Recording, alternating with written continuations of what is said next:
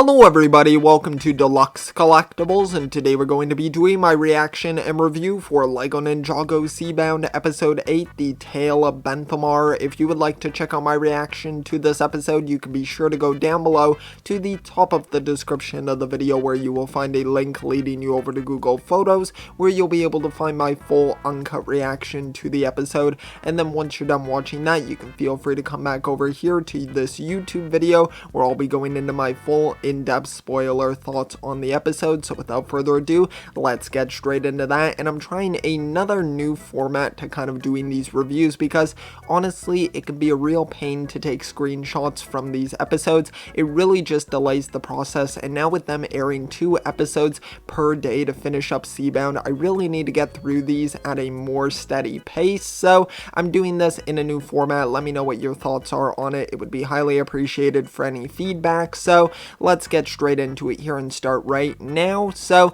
I'm gonna be doing it just kind of flicking through the episode basically with my cursor keys right here, and we're just gonna be going through it. So basically this episode is just a sort of flashback sequence, a whole sort of flashback story of Benthomaar, sort of his origin story if you would like to call it that, but it is the tale of Benthomaar. And the episode basically picks up with, you have King, I was about to say King Kalmar, but you have King Trimar right here, and he's basically just out with Kalmar, and they're just kind of, you know, going around the ocean. They're having a good time, father and son bonding, except if your son absolutely just hates you, and that's it's kind of the vibe that you get him from Kalmar throughout this whole episode, which honestly, it was interesting to kind of see the origins of this. I like the episode for that reason. I feel like sometimes when I do these reviews, I kind of get caught up in just recapping the plot of the episode, so I'm gonna try to keep it more focused to kind of just my thoughts on the episode instead of giving you like my basically just plot synopsis of the episode. But basically the episode's all of this background information about the characters. We're just learning more about them, fleshing them out further, which is nice to see with Kalmar, especially considering he's going to be such a big part of the show. Now of course Trimar not so much, unfortunately, so who cares about him, but nonetheless it's cool to kind of see how they find Bentho, and they basically wind up coming across him. He's being attacked, and then Trimar comes and rescues him, and you can see Bentho just looks super cute. Honestly, he's got a really great design there. I really like just kind of the whole design of Benthomaar, even when he's older as well, of course, but I think it just looks really cool, so it's nice to see that. We kind of go through it there, and yeah, so they basically wind up finding him, of course, immediately. Kalmar's just like, nope, not having any of it, so he's kind of just dismissing Benthomaar immediately, and then Trimar,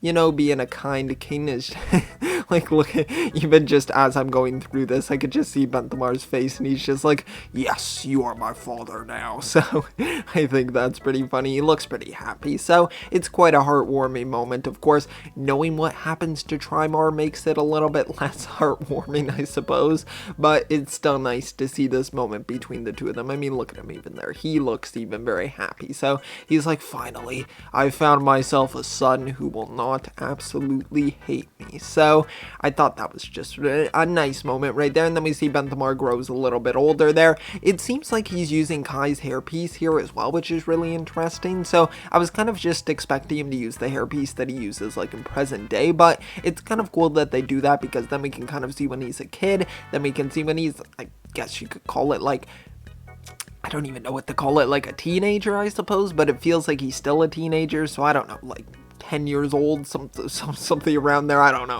know the accurate age of Benthomaar basically, but meanwhile it's him at the middle point here in the story, so we get to see him kind of going through here. He's trying to connect with Kalmar, which is definitely interesting to see, because of course Kalmar at first just comes off as having this like huge hatred against him, but you can kind of understand why now. And this is actually pretty cool how he kind of makes like this sort of like paper mache that looks like Wojira, so I thought that was kind of cool. Just a nice little design there, but basically he's trying his best to kind of get along with Kalmar, and then Kalmar decides basically, well, he goes to his father to try to figure out where like Wojira is and where this temple is, because now he's heard of it, because he looked through some of their scrolls that were put away, and of course Trimar is not having any of this, and he's just like, you know what, you gotta keep your nose out of this, basically. So he's forbidding him from further exploring this. Of course, you can kind of see where it's going to go. Kalmar is going to try to manipulate Benthomaar to wind up helping him unintentionally, so he goes about doing this, of course, because he's just absolutely ruthless. So he gets what's his name? Benthomaar, basically. I already forgot his name. But they become buddy-buddy. If you could see me, I'm doing air quotations right now, because of course, he is just going to betray him in the end. But basically, they wind up going off together. They're kind of trying to explore together. So we get to kind of see this, and they're just going through, trying to reach this temple. And then they do wind up coming across it. Luckily, Benthomaar defends Kalmar, unfortunately. And it's kind of a cool moment, because he gets to fight off these things that seem to be the things that were like trying to eat him at the beginning of sort of his origin story. So it was kind of a cool little callback there. He gets to fight off one of those eels there, and then he comes to Kalmar, and this is when, you know, Kalmar just basically tells him to get out of here, and he doesn't have any more use for him. So Benthomaar leaves, and then we cut back here, and now he's kind of being accepted by the ninja, of course, because they're so welcoming. So it's just a nice little moment there where now he's kind of found himself a new sort of family, if you want to call it that. So it's a nice little moment there. But yeah, it's definitely a bit of a sad episode, I suppose, because Benthomaar's sort of origin is just sad in nature, because of course now knowing that like Trimar's gone, obviously, and that Kalmar was not very nice to him, it's just, you know, it's a little bit of a downer of an origin story. But still, I thought it was really good. It was very well done, really nice and heartwarming, fleshing out those characters as well, considering we're going to see a lot more from Benthomaar and Kalmar in this season. I'm excited to kind of learn more about them as well, but it's good to kind of have their backgrounds fleshed out now. So I'm eager to see what winds up happening in the future. But for now, this was a good episode. I did enjoy it quite a bit. Be sure to let me know all of your thoughts on the episode down below in the comment section. Thanks so much for watching. If you did enjoy, be sure to leave a like. Also subscribe as well to keep up with my Seabound episode reviews and reactions. So thank you so much. I'll see you all next time, and always remember, keep on collecting.